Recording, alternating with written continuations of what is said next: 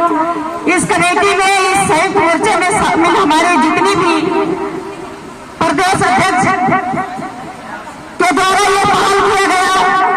मैं सभी को तहे दिल से स्वागत और अभिनंदन करते हुए हमारी दूर दराज से आई हुई हमारी बहनें, श्रद्धा के योग हमारी बहनें और पूजा के योग हमारी माताएं, मैं सभी लोगों का इस लखनऊ के सरजमी पे स्वागत करती हूँ, वंदन करती हूँ, अभिनंदन करती हूँ।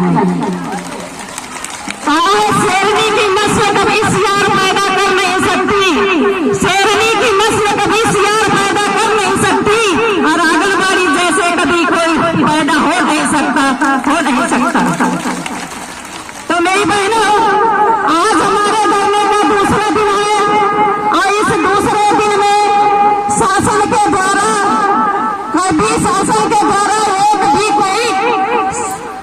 कर्मचारी या कोई भी एनआई के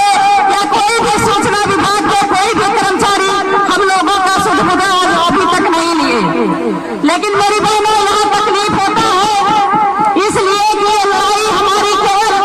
ये हमारे पंडाल में जो बैठी हुई हमारी बहनें हैं,